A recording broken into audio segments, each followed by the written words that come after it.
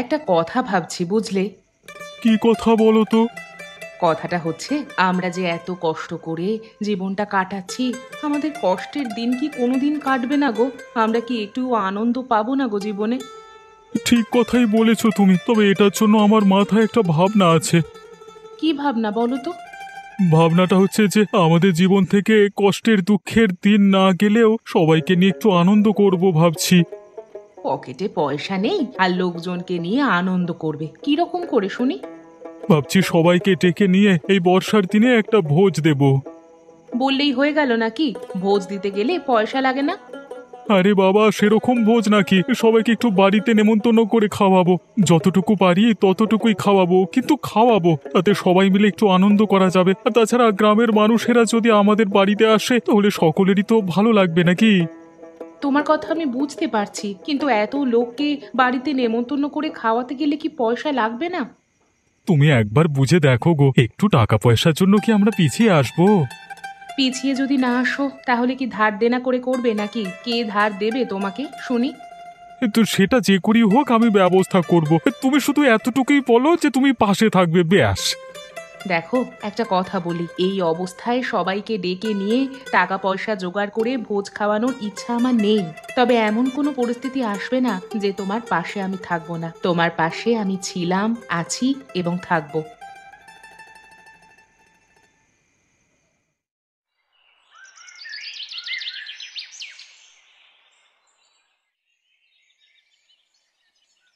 কি হয়েছে ভাই রতন? অন্যদিন আড্ডায় আসলে তুমি তো এরকম চুপ করে বসে থাকো না। কি আর বলি বলো তো ভাই, একটু সমস্যার মধ্যে আছি। সমস্যার মধ্যে? কি সমস্যা? সমস্যা হচ্ছে যে তোর বৌদি আর আমি দুজনেই চাইছি বর্ষার দিনে আমাদের বাড়িতে ডেকে সবাইকে নিয়ে একটু আনন্দ করব। আনন্দ করবে মানে খাওয়া দাওয়া করবে নাকি? হ্যাঁ, সেটাই ভাবছিলাম। আসলে আমাদের বাড়িতে অনেক দিন ধরেই তো কোনো অনুষ্ঠান হয় না। দুজনে মিলে এই অভাবের জ্বালা নিয়ে থাকতে ভালো লাগে না ভাঙা ঘরে। এই সবাই যদি আসতো তাহলে সবাইকে নিয়ে একটু মজা করা যেত। তাহলে তো ভালোই কথা। তাহলে সমস্যা কোথায়? সমস্যা আসল জায়গাতেই ভাই, টাকা পয়সা নেই পকেটে। বৌদি কি এই জন্যই রাগারাগি করছে নাকি? দেখো, তোমার বৌদি কোনো দিন আমার কোনো বিষয় না করেনি, কিন্তু তারপরে ওর চিন্তা যে টাকা পয়সা জোগাড় হবে কোথা থেকে। যদিও চায় যে বাড়িতে একটা অনুষ্ঠান হোক, কিন্তু এই টাকা পয়সার কারণেই পিছিয়ে আসছে। তাহলে তো একটা বুদ্ধি আছে। কি বুদ্ধি? আরে হরিপদ বাবুর থেকে কিছু টাকা ধার নিয়ে নাও, তারপর তোমার বর্ষাকালটা চলে গেলে কাজবাজ করে টাকা দিয়ে দেবে। তোমার এরকম ভাবনা শুনলে হরিপদ কাকা না করবে না।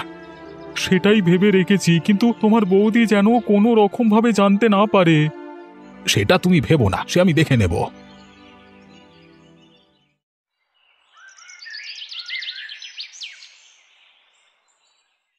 বাবু, আপনার সাথে আমার কিছু কথা ছিল। কি কথা বলবে তুমি রতন? বাবু, আমরা একটা কথা ভাবছিলাম, আসলে কি করে বলবো আপনাকে ঠিক বুঝতে পারছি না। আরে বলি ফেলো না, এত নাটক করো না তো, কি বলতে চাও বলো। বাবা, আমি আপনার আমি আর আপনার বৌমা এই দুজনে মিলে সেদিন আলোচনা করছিলাম। গোপালের সাথে আমার আলোচনা হলো, আসলে ওই আমাকে বুদ্ধিটা দিল, তাই কি বুদ্ধি বলবে তো? আর কিছুই তো বুঝতে পারছি না। তা আমাকে যদি না বুঝিয়ে বলো তাহলে আমি কি করে বুঝবো? ধ্যাৎ। আপনি তো বুঝতেই পারছেন বাবু, আমাদের বাড়ির অবস্থাটা এমনিতেই ভাঙা বাড়ি, তার উপরে বর্ষা। কেন, ঘর বানানোর টাকা চাই? হ্যাঁ, না না না না না, এ ঘর বানানোর জন্য টাকা চাই না। আসলে আসলে আমরা ভাবছিলাম যে বৃষ্টির দিনে যদি বাড়িতে একটা ভোজ দেওয়া যায়, সবাইকে নেমন্তন্ন করে খাওয়ানোর একটা পরিকল্পনা করছিলাম আর কি। আচ্ছা, তা হঠাৎ করে সবাইকে খাওয়ানোর কেন বুদ্ধি মাথায় এলো? জানেন তো, আমরা দুটো মানুষে থাকি, আর কতদিন দু মানুষে এই অভাবের সাথে লড়াই করতে ভালো লাগে বলুন তো। তাই সবাইকে নিয়ে একটু আনন্দ করতে চাইছিলাম। বেশ বেশ ভালো ভাবনা। বেটা রতন এতদিনে হাতি পাঁকে পড়েছে। কতদিন ভাবি তোর মতো একটা গরিব লোককে ধরে ঘাট টুকুস করে মটকে দেব। এতদিনে আমার সেই স্বপ্ন পূরণ হয়েছে, দেখ শুধু তুই। বাবু, কিছু ভাবছেন? হ্যাঁ হ্যাঁ, বলছিলাম যে আমার কাছে তো এখন টাকা নেই। আমি কালকে পলাশের হাত দিয়ে টাকা পাঠিয়ে দেব। আর যা টাকা পাঠাবো তাতে আশা করি তোর হয়ে যাবে। হ্যাঁ বাবু, আমি ধীরে ধীরে আপনার টাকা চুকিয়ে দেব। আর তুই আগে বড় করে ভোজ দিয়ে সবাইকে খাওয়া দাওয়া মন ভরিয়ে, ঠিক আছে? তারপর আমার টাকা পয়সা দিবি ধীরে সুস্থে, ঠিক আছে? হ্যাঁ হ্যাঁ। ধন্যবাদ বাবু, ধন্যবাদ। গোপাল ঠিকই বলেছিল, আপনার কাছে এসে আমার এত বড় সমস্যাটা সমাধান হয়ে গেল। আপনার উপকার সারা জীবন মনে থাকবে বাবু।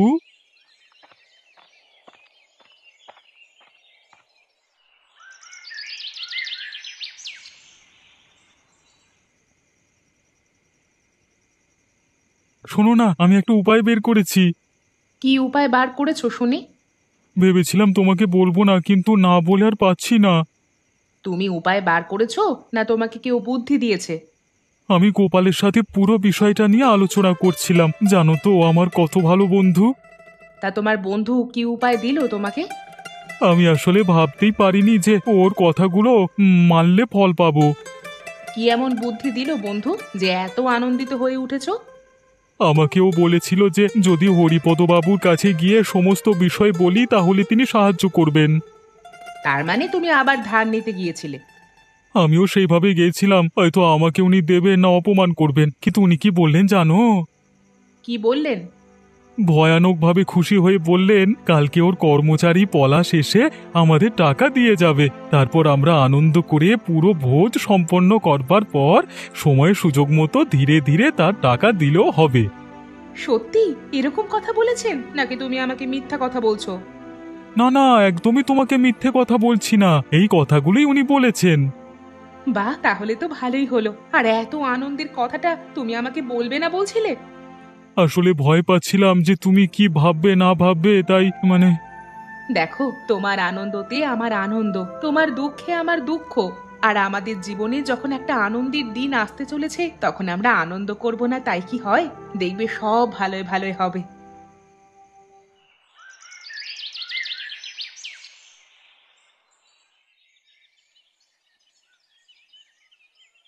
রতনদা কোথায় গো? এসো এসো পলাশ এসো, হরিপদবাবু কি তোমাকে পাঠিয়েছে গো? হ্যাঁ হ্যাঁ, তোমাকে টাকাগুলো দিতে বলেছেন। আমি হরিপদবাবু আর তোমাদের কাছে না সারা জীবন কৃতজ্ঞ থাকবো পলাশ। আরে ছাড়ো তো রতনদা, ওসব কথা এখন ভেবে লাভ নেই। আমি শুনলাম তুমি নাকি বাড়িতে খুব বড় করে একটা ভোজ খাওয়াবে সবাইকে, সেখানে কিন্তু আমাকে নেমন্তন্ন করতে ভুলো না। বড় করে খাওয়াতে পারবো কিনা জানি না পলাশ, তবে যথাসাধ্য মতো সবার সেবা করবার চেষ্টা করব এবং সবাইকে নিয়ে আনন্দ করবার চেষ্টা করব। তোমার মন বুঝেই হরিপদবাবু টাকাগুলো পাঠিয়েছেন। এতগুলো টাকা পাঠিয়েছেন যে আমার সব কাজ ভালোভাবেই হয়ে যাবে। তোমার মতো মানুষ যে এখনো আছে সেটা ভাবলেই অবাক হয়ে যায়। এখনকার দিনে শুধুমাত্র লোকে নিজের কথা ভাবে, আর তুমি এখনো সবাইকে নিয়ে চলতে চাইছো। আমারও খুব ভালো লেগেছে যখন বাবু বললেন তোমার বিষয়ে, আমি তো এত কিছু ভাবতেই পারিনি। কিন্তু ওটাই ভাবছি যে এত বড় কাজ করার দায়িত্ব নেবে। আমি জানতাম তোমার এই সমস্যাটা হবে। তুমি একবার তোমার বন্ধু বান্ধব বা বাকি সবার সাথে কথা বলে যদি তেমন কোনো অসুবিধা হয় আমাকে জানিও। হ্যাঁ হ্যাঁ, তা তো জানাবোই ভাই, তোমরা ছাড়া আমার আর কে আছে বলো? আমার নিজের কোনোদিন সাহস হয়নি গ্রামের সবাইকে ডেকে খাওয়ানোর মতো। তুমি যখন এত বড় কাজটা করছো তখন সাহায্য করা অবশ্যই চেষ্টা করব। ঠিক আছে, আমার এখন কাজ আছে, আমি যাই। হ্যাঁ, ভালো করে আনন্দ করে করো দাদা। হ্যাঁ হ্যাঁ হ্যাঁ। ঠিক আছে ঠিক আছে ভাই, যাও। আমি দেখি এইদিকে কতটা কি ব্যবস্থা করতে পারি। হ্যাঁ হ্যাঁ হ্যাঁ।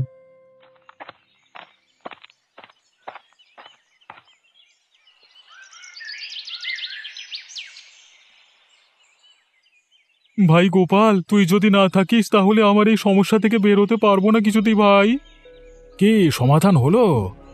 সমাধান হলো হরিপদবাবু তো পলাশকে দিয়ে অনেক টাকা পাঠিয়ে দিয়েছে ভোজ করবার জন্য। আর শুধু তাই নয়, বলে দিয়েছেন যে টাকা পয়সার কোনো রকম সমস্যা হলে জানাতে এবং টাকা ফেরত দেওয়ার জন্য তাড়াহুড়ো না করতে। আমি বলেছিলাম তো, মানুষটাকে বাইরে থেকে দেখতে কঠিন মনে হলেও মানুষটা তো কঠিন নয়। সেটাই আজ আমি নিজেও দেখলাম, কোনোদিন যাইনি। আজকে তোর কথায় যখন গেলাম তখন মনে হলো মানুষটার মনে সত্যি দয়া আছে। আর পলাশ ছেলেটাকেও আমার খারাপ মনে হলো না। তবে ভাই, তোকে কিন্তু সাহায্য করতে হবে। আমি আবার কি সাহায্য করব? ব্যাপারটা হচ্ছে যে এত লোকের জন্য পছন্দ মতো বাজার করে আনা, এসব জিনিস তো শহরে ছাড়া পাওয়া যাবে না। সেটা তো অবশ্যই, গ্রামে কি আর আমাদের দোকান আছে? দেখো, টাকা পয়সার ব্যাপার, অন্য মানুষকে তো আমি বিশ্বাস করতে পারবো না। তাই বাজার হাট করবার দায়িত্বটা তোমাকেই নিতে হবে, কারণ শহরের কোনো বিষয় আমি কিচ্ছু জানি না। ভাই রতন, তোর কেন মনে হচ্ছে যে আমি শহরের বিষয়ে অনেক কিছু জানি? তুই যে গ্রামে থেকেছিস, বড় হয়েছিস, আমিও তোর সাথে এখানেই থেকেছি, বড় হয়েছি, খেলেছি। এর বাইরে তো কোনোদিন কোনো জগৎ দেখিনি। তাহলে শহরের কাজ আমি কিরকম করে করতে পারবো তুই যদি না পারিস? হ্যাঁ, তাহলে কি হবে তো কিছু বুঝতে পারছি না। টাকা এসে গেল, কিন্তু বাজার কি করে আসবে? এটার বিষয়ে একটা বুদ্ধি আছে। কি বুদ্ধি শুনি? ওই পলাশ তো অনেক শহর বাজারে ঘুরেছে, আর ছেলেটা তো ভালোই মনে হয়। তাছাড়া হরিপদবাবুর খাস লোক, ওকে কিন্তু দায়িত্বটা দিতে পারো। সেটা আমি হালকা করে বলে রেখেছি। আমি ভাবছিলাম তুই যদি দায়িত্ব নিয়ে নিস তাহলে আর ওকে বিরক্ত করতে হবে না, যদিও ছেলেটা চায় কাজ করতে। ঠিক আছে, তাহলে দায়িত্বটা ওকে দিয়ে দাও, সমস্তটা সামলে দেবে। ঠিক আছে, তুই যেরকম ভাবে বলছিস সেরকম ভাবেই হবে।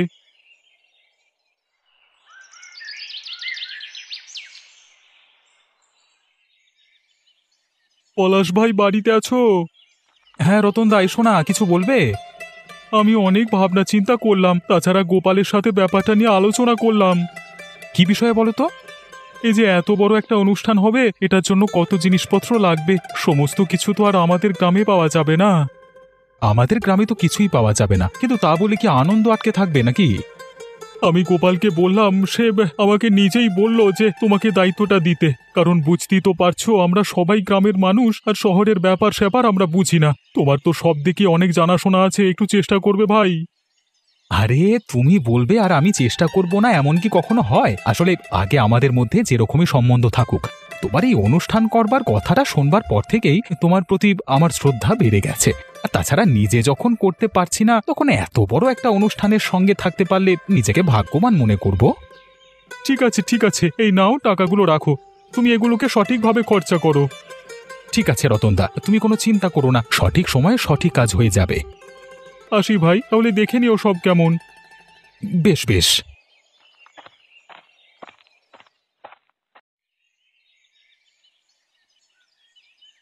আরে রতন, বাড়ি থেকে বের হ দেখে। আগে বাবু, আপনি কেন কষ্ট করে আমাদের বাড়িতে আসতে গেলেন? আমাকে বললি তো আমি চলে আসতাম। সেই জ্ঞান বুদ্ধি যদি তোমার থাকতো তাহলে তোমাকে আসতে হতো না রতন। বাবু, আমাকে ক্ষমা করে দিন, আমি ঠিক বুঝতে পারছি না কি হয়েছে। কি হয়েছে মানেটা কি? কি হয়নি সেটা একটু বলবে? ইয়ে মানে মানে আমি কিচ্ছু জানি না, যেটা বলছি পরিষ্কার করে শুনে নাও। সেদিন তো আমার বাড়িতে গিয়ে হাতে পায়ে ধরে টাকাগুলো নিয়ে এলে, আর এখন 1 সপ্তাহ হয়ে গেল না ভোজ খাইয়েছো আর না আমার টাকা ফেরত দিয়েছো। বাবু, বিশ্বাস করে পলাশকে টাকাগুলো দিয়েছিলাম শহর থেকে জিনিসপত্র কিনে আনবার জন্য, কিন্তু সে এখনো ফিরেই আসেনি, আর আমার টাকাটাও আমি পাইনি। দেখো, সব গল্প আমি শুনতে চাই না। তুমি কাকে টাকা দিয়েছো, কাকে টাকা দাওনি সেটা আমি জানি না। ছোট লোকের মতো কাজকর্ম করবে না আমার সামনে, একদম এসব নয়, আমার এসব জিনিস পছন্দ নয়। বাবু, এসবের চিন্তায় আমার নিজেরই ঘুম হয় না। আমি শুধু ভেবে পাচ্ছি না যে একটা মানুষকে বিশ্বাস করে আমি এতগুলো টাকা দিলাম, সেই টাকাগুলো নিয়ে কোথায় গেল? সেটা তো আমার জানবার কথা নয়। আমি তোমাকে ভোজ খাওয়াতে টাকা দিয়েছিলাম, হয় তুমি খাওয়াবে আর না হলে তুমি টাকা আমাকে ফেরত দেবে। এই জন্যই বলে ছোট লোককে বিশ্বাস করতে নাই। পরিষ্কার করে বলে দিচ্ছি, তোমাকে 2 দিনের সময় দিচ্ছি। 2 দিনের মধ্যে যদি টাকা দিতে না পারো তাহলে তোমার জন্য ভয়ানক শাস্তি অপেক্ষা করছে। বাবু, পায়ে পড়ছি, ক্ষমা করুন। যদি লজ্জা জ্ঞান সামান্য মাত্র থাকতো তাহলে এরকম কথা বলতে না। চুপচাপ থাকো একদম, যেটা বলছি সেটাই হবে।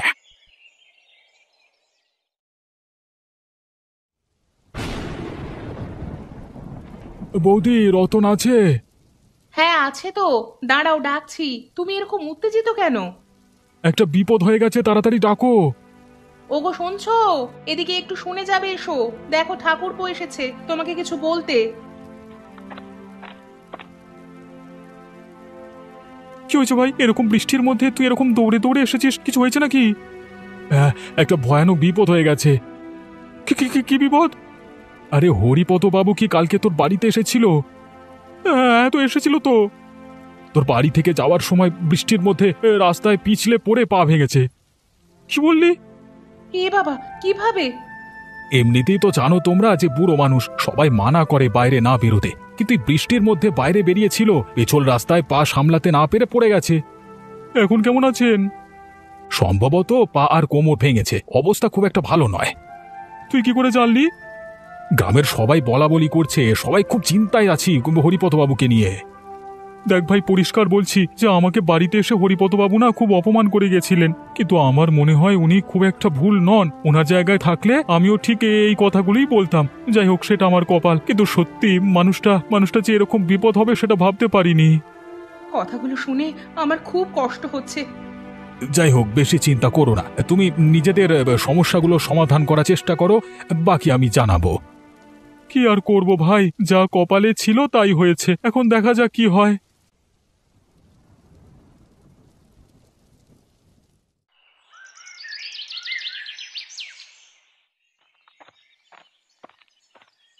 নীলিমা, বাড়িতে আছো? হ্যাঁ লতা, কতদিন তুমি আমাদের বাড়িতে আসো না বলো তো। এসো এসো, বসো। বসতে আসেনি ভাই, একটা খবর দিতে এসেছি। কিসের খবর? তোমাকে তো বোধহয় আমাদেরও বলেছে যে হরিপদবাবুর কোমর পা ভেঙে অবস্থাটা খুব একটা ভালো নাই। কেন, কিছু হলো নাকি আবার নতুন করে? কেউ ছিল না ওখানে দেখার মতো, তাই আমি কদিন ধরে সেবা করছিলাম। এখন হঠাৎ করে হরিপদবাবু জেদ ধরেছেন যে তোমাদেরকে একবার ওনার কাছে যেতে হবে। কি মুখ নিয়ে যাই বলো তো, যেতে কি আর আমারও ইচ্ছে করে না, কিন্তু ওর টাকা পয়সাগুলো সব বেহাত হয়ে গেল, কি বলবেন জানি না। দেখো, কি বলবেন সেটা ভেবে তো আমাদের লাভ নেই। কথাটা হচ্ছে যে একজন মানুষ এরকম ভয়ানক রোগশয্যায় পড়ে রয়েছে, আমাদের যাওয়া উচিত তার পাশে। ঠিকই বলেছ, ঠিক আছে, কাল সকালেই আমি যাব। আর হ্যাঁ, আমি একটা ওষুধ জানি, ওই ওষুধটা ওনাকে দেব, হয়তো সুস্থ হয়েও যেতে পারেন। ঠিক আছে, আমি এখন যাই গো, বুড়ো মানুষ একা থাকেন, কেউ তো দেখার নেই আর। ঠিক করে রেখো ভাই, দেখো যেন কোনো অসুবিধা না হয় ওনার।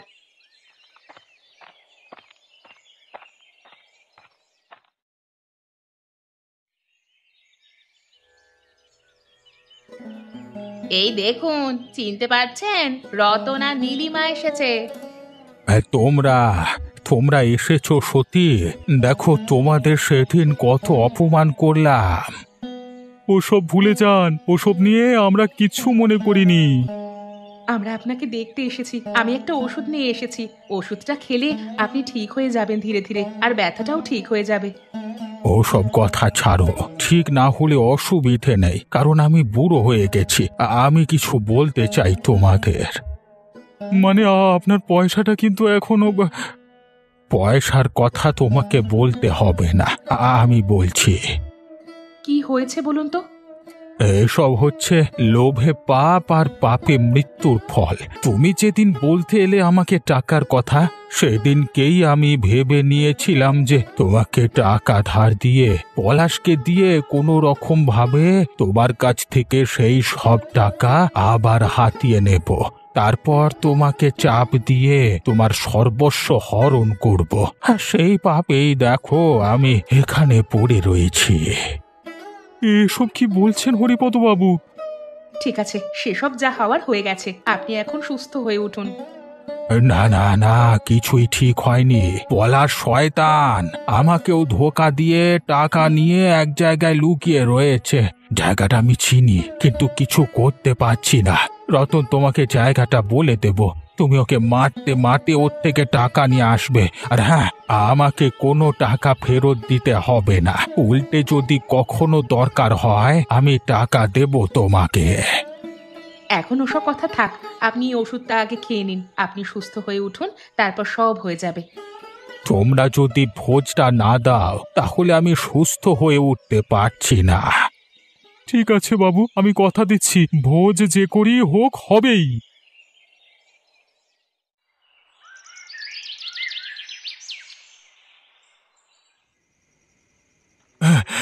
রতন ভাই, কেল্লা ফতে। আমি গ্রামের কিছু ছেলেকে পাঠিয়েছিলাম সেই জায়গায়, সবাই পলাশকে মারতে মারতে নিয়ে এসেছে। আর টাকা? এই নাও টাকা। সে এখন কোথায়? লুকিয়েছিল গ্রামের বাইরের ভাঙা বাড়িতে, ওখান থেকে সবাই তুলে নিয়ে এসেছে, তারপর ভয়ানক মার দিয়েছে এবং হরিপদ বাবুর কাছে নিয়ে গিয়েছে। বেশ, ওকে বেশি মারতে মানা কর, আর হরিপদ বাবুর ওপরে বিচারের জন্য ছেড়ে দাও। তাহলে আমরা কি করব? টাকা যখন এসে গিয়েছে আর সব সমস্যার সমাধান হয়ে গেছে, তাহলে আর শুভ কাজে দেরি কেন? ঠিক বলেছ, ওপরওয়ালা যখন আমাদের কষ্ট দিয়েছেন তখন সুখের দিনে আমরা আনন্দ করবই। এবারে কিন্তু আয়োজন তোমাকেই করতে হবে। একবার আমি দায়িত্ব ছেড়ে ভুল করেছি, আর আমি দায়িত্ব ছাড়বো না। চলো লেগে পড়া যাক তাহলে। একদম কোমর বেঁধে লেগে পড়ি তাহলে।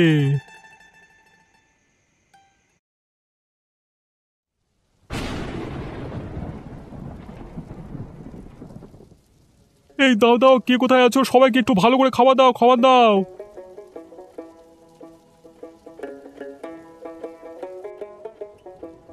খুব ভালো হয়েছে খাবার রতনদা, আমরা খুব খুশি হয়েছি। আরে খুশি হয়েছি বললেই তো হবে না, রতন এত কাণ্ড করে এত শখ করে সবাইকে খাওয়াচ্ছে, সবাইকে আনন্দ করে খেতে হবে তো। আরে তোমরা এত কিছুর মধ্যে হরিপদবাবুর জন্য খাবার পাঠাতে ভুলো না জানো। হ্যাঁ হ্যাঁ, হরিপদবাবুর জন্য আমি সবকিছু আগে থেকেই আলাদা করে রেখে দিয়েছি। আমি নিয়ে যাব, চিন্তা নেই। তবে বৃষ্টিটা না হলে পুরো ব্যাপারটা জমে যেত আরো ভালো করে। হ্যাঁ আরে বৃষ্টিটা হচ্ছে বলেই তো আরো ভালো লাগছে গরম গরম খাবার খেতে। আমাদের ভাঙা ঘর আর যে কত ভালো লাগছে আমার জানা আছে। খুব ভালো লাগছে ভাই, আমরা খুব আনন্দ করছি। এরকম দিন যেন বারবার ফিরে আসে। হ্যাঁ, এত ঝগড়া ঝামেলার পর এত যে আনন্দ পেলাম, এটা আমার জীবনের সারা জীবনের স্মৃতি হয়ে রয়ে যাবে। সত্যি আমি নিজেই বিশ্বাস করতে পারছি না যে আমার কপালেও এত সুখ ছিল। সত্যি আজ আমার জীবনের সেরা দিন।